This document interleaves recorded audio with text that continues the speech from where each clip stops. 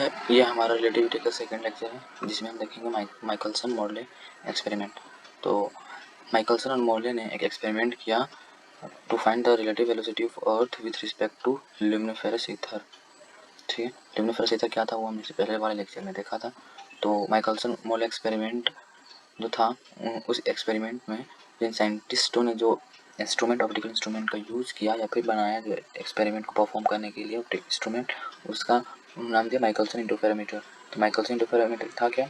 तो Michelson interferometer एक optical instrument था जिसका यूज़ किया था लाइट के इंटरफेरेंस पैटर्न को, लाइट के इंटरफेरेंस पैटर्न फाइंड करने के लिए। तो इंटरफेरेंस मतलब लाइट का फिनोमेना जिसमें लाइट वेव का इंटरफेरेंस होता है और जो उसके काउज में या तो इसका एम्पलीट्यूड का मतलब जो एम्पलीट्यूड जो है वेव का वो या तो घट जाएगा तो बढ़ जाएगा, ये इंटरफेरेंस है।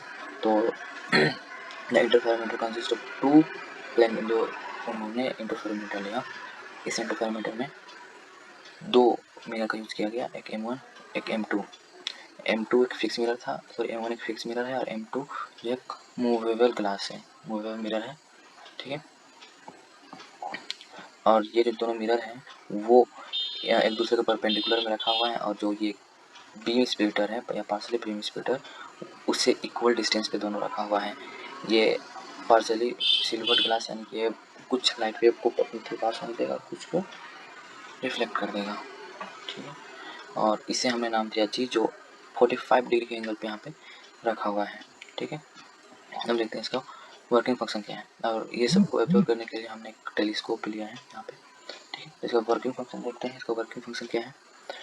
तो जब हमने एक सोर्स से यहाँ से एक लाइट पास किया, मोनोक्रोमेटिक बीम ऑफ लाइट, और यहाँ पे एक स्क्रीन रखा जिससे हमने एक छोटे से होल से बस एक लाइट सोर्स को यहाँ से पास किया था। तो जब यहाँ से एक सिंगल बीम पास होगा, लाइट बीम, तो ये जब इससे टकराएगा स्प्लिटर से, तो इसमें कुछ भाग रिफ्लेक्ट हो जाएगा और कुछ रिफ्लेक्ट हो जाएगा। ठीक है, तो यहाँ से पास होने के बाद जैसे रेयर टू डेंसर मीडियम आएगा तो यहाँ पे जो लाइट वेव उसका कुछ एंगल चेंज होगा। उसके बाद यहाँ पे कुछ एंगल चेंज होने के बाद जैसे मिरर M1 से स्ट्रेट होगा, जैसे मिरर M1 से टकराएगा तो ये दोबारा रिफ्लेक्ट हो जाएगा। ठीक, रिफ्लेक्ट होने के बाद फिर से जो M1 से फिर से ये जी में आएगा और जी में आने के बाद ये रिटर्न इस टेलीस्कोप में आ जाएगा। ठीक है, तो यहाँ से आने के बाद ये जो बीम है ये दो पार्ट में स्प्लिट हुआ। एक लाइट वेव जो गया वो M1 के साइड, एक गया M2 के साइड। तो M1 तो यहाँ M1 मिरर से टकरा रिटर्न आ गया और M2 के साइड जो लाइट जो बीम गया वो भी यहाँ से टकरा के वापस आ गया इस टेलीस्कोप में। ठीक है, तो वही यहाँ पे लिखा हुआ है। तो इस प्रोसेस से हमने क्या फाइंड किया, एक सिंगल बीम ऑफ लाइट से हमने दो बीम ऑफ दो फॉर्म ऑफ से हमने दो लाइट वेव फाइंड किया एक सिंगल बीम से। और जो ये सिंगल दो लाइट वेव था वो यहाँ पे आने के बाद एक इंटरफेरेंस पैटर्न बनाते हैं एक दूसरे का, मतलब ये दोनों लाइट वेव मिलकर एक इंटरफेरेंस पैटर्न बनाते हैं यहाँ पे। तो यहाँ पे देख सकते हैं, in this way we get two beam from a single beam also beam and also they goes in the same direction, hence they overlap to give a interference pattern। ठीक है, अभी तो इंटरफेरेंस पैटर्न होगा वो क्या content करेगा, number of concentric alternate dark and light ring. ठीक है, अब यहाँ पे जैसे हम जानते हैं स्पीड ऑफ लाइट है 3 × 10⁸ मीटर पर सेकेंड। ये जो स्पीड ऑफ लाइट है इसे हमने जो एज्यूम किया हुआ है वो vacuum with respect to vacuum assume किया गया है। ठीक है, और इसलिए यहाँ जो वैक्यूम है उसे एब्सोल्यूट इनर्शियल फ्रेम माना गया है इसके रिस्पेक्ट में, मतलब स्पीड ऑफ लाइट हमने बताया है सी का उसके लिए। ठीक है, तो यहाँ पे जो वैक्यूम है वो ट्रीट किया गया किसकी तरह, एक इनर्शियल फ्रेम के साथ, इनर्शियल फ्रेम की तरह जो एक हाई इलास्टिसिटी और बहुत कम डेंसिटी का मीडियम है और ट्रांसपेरेंट मीडियम है। और उन्होंने इसी मीडियम को नाम दिया इथर मीडियम। ठीक है, और इस इथर मीडियम को उन्होंने कहा एब्सोल्यूट इनर्शियल फ्रेम इस एक्सपेरिमेंट के लिए। ठीक है, तो हम अब फाइंड करते हैं एक्सपेरिमेंट में उन्होंने क्या जो फाइंड किया वो, तो let velocity of light with respect to ether, velocity of light ether के रिस्पेक्ट में उसे मैं कंसिडर किया सी वेलोसिटी ऑफ लैंड। यहाँ अर्थ का वेलोसिटी होगा लेकिन अगर मैं यहाँ पे अर्थ लिखूँगा तो इथर और अर्थ दोनों का सिंबल सेम हो जाएगा, तो इसी के लिए मैंने इसे लैंड कंसिडर किया। ठीक है, अर्थ होगा तो velocity of land with respect to ether हमने उसे यू लिया। ठीक, first we find time taken by the light and going from G to M1। ठीक है, मतलब अभी हम करने क्या वाले हैं, सबसे पहले जब यहाँ से लाइट गया तो यहाँ से आने के बाद G से M1 जाने में लाइट को कितना टाइम लगा, फिर यहाँ से वापस आने में कितना टाइम लगा, ये फाइंड करेंगे। उसके बाद इस लाइट बीम को इस बीम स्प्लिटर से M1 M2 में जाने में और M2 से वापस आने में टोटल टाइम कितना लगा, उसको फाइंड करेंगे। तो इसका टोटल टाइम और इसका टोटल टाइम फाइंड करके हम लास्ट में क्या करेंगे, इसका टोटल जो टाइम डिफरेंस है ओवरलैपिंग बीम वो फाइंड करेंगे। उसके बाद पाथ डिफरेंस फाइंड करेंगे। पाथ डिफरेंस क्यों, क्योंकि हमें अगर माइकलसन मोडले का एक्सपेरिमेंट सच है और इथर रियली में एग्जिस्ट करता है तो पाथ डिफरेंस जो है वो 0 होना चाहिए। तो वही देखेंगे जो पाथ डिफरेंस 0 होता है या नहीं इस एक्सपेरिमेंट से। तो उसके लिए हमें क्या करना होगा भाई, दोनों का टाइम डिफरेंस फिर पाथ डिफरेंस फाइंड करके सब्ट्रैक्ट करना होगा। ठीक है, तो पहले वही करते हैं। तो सबसे पहले यहाँ पे फॉर इट मतलब first we find the time taken by light on going from G to M जाने में जो टाइम लगेगा उसको फाइंड करना होगा। तो इसके लिए हमें क्या फाइंड करना होगा, टाइम के पहले वेलोसिटी और यहाँ से यहाँ का डिस्टेंस हमें पता है। तो वेलोसिटी फाइंड करने के लिए क्या, velocity of light with respect to ground हमें फाइंड करना है। तो इसके लिए हमें क्या करना होगा, पहले velocity of light with respect to ether find करना होगा, velocity of ether with respect to ground. तो हमें क्या पता है, velocity of light with respect to ether C पता है, velocity of length with respect to ether medium वो पता है, लेकिन हमें velocity of ether with respect to ground नहीं पता। हमें पता है length with respect to ether. तो अगर हम इसे लिखेंगे velocity of ground with respect to ether, तो ये जो साइन है वो माइनस में हो जाएगा, नेगेटिव। तो इसको नेगेटिव हमने लिख लिया यहाँ पे। ठीक है, आपके डायरेक्शन आई कैप में दोनों एक ही सेम डायरेक्शन है, आई कैप। ठीक है, तो इसके बाद मैग्नीट्यूड लिखेंगे velocity of light with respect to ground, तो मैग्नीट्यूड में c माइनस यू। तो अब टाइम कितना होगा, time from G to M जाने में, तो time is equal to distance बटा डिस्टेंस बता दो वेलोसिटी। वो तो डिस्टेंस कितना था दोनों G से M के बीच में जो डिस्टेंस था वो था L, और वेलोसिटी कितना फाइंड किया, c माइनस यू। ठीक है, फिर से अब हम वेलोसिटी फिर से फाइंड करेंगे। कहाँ से कहाँ तक का, पहले हमने फाइंड किया G to M1, M1 to G के लिए। तो velocity of light with respect to ground, तो velocity of light with respect to ether minus velocity of ground with respect to ether.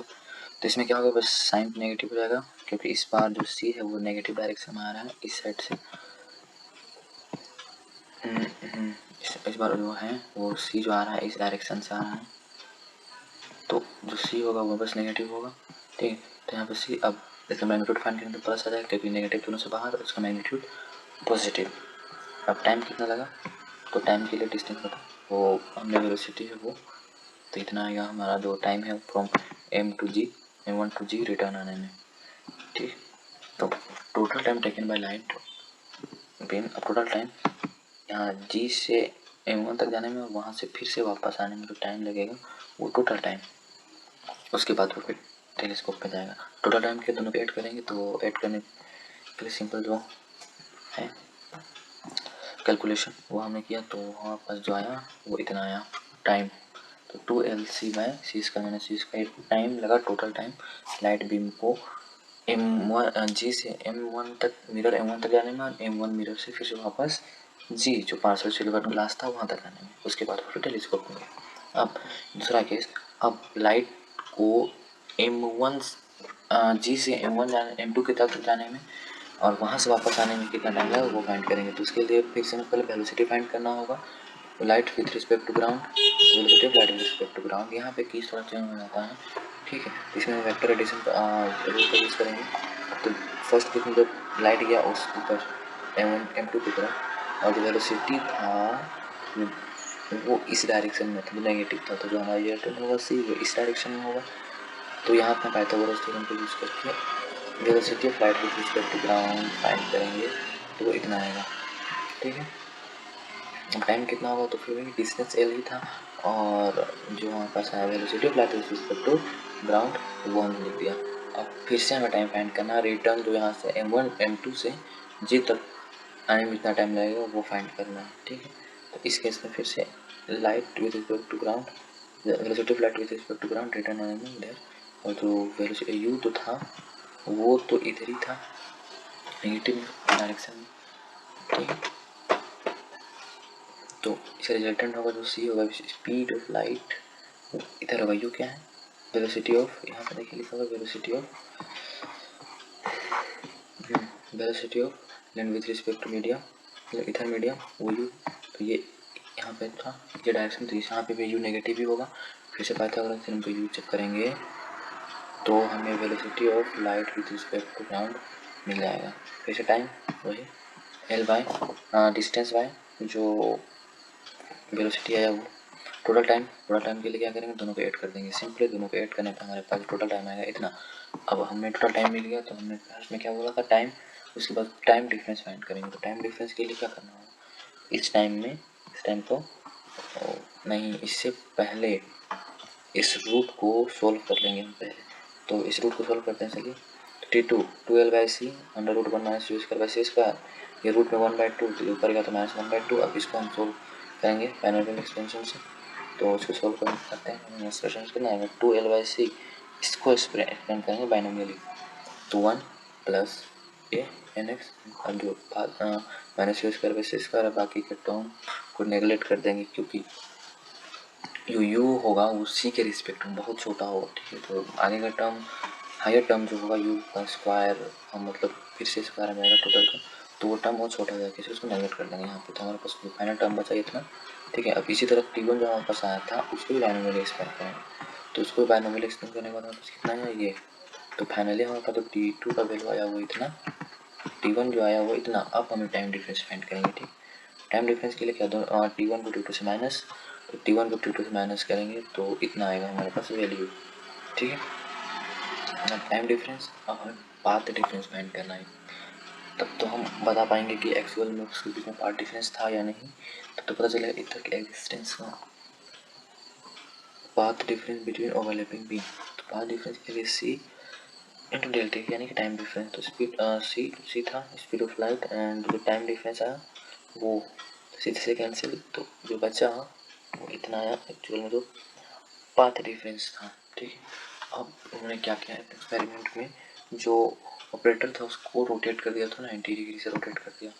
तो अगर इधर एक्चुअल में था तो 90 डिग्री पे रोटेट करने के बाद उसका डिफरेंस में कोई चेंज नहीं आना चाहिए था, ऐसा सोचा गया, ठीक है, मतलब बोला गया।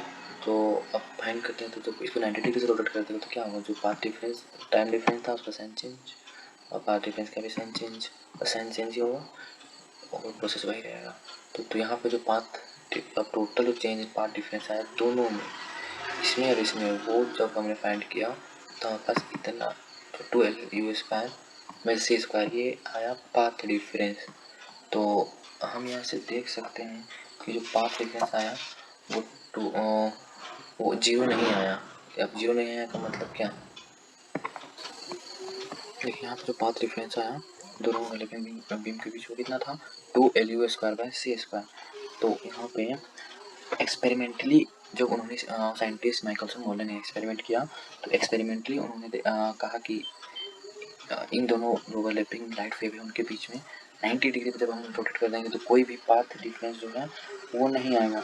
लेकिन थ्योरेटिकली उन्होंने जब इसे करके देखा तो जो फ्रिंज सिस्टम है, मतलब थ्योरेटिकली तो आप देख सकते हैं यहाँ पे पाथ डिफरेंस हमें दिख रहा है,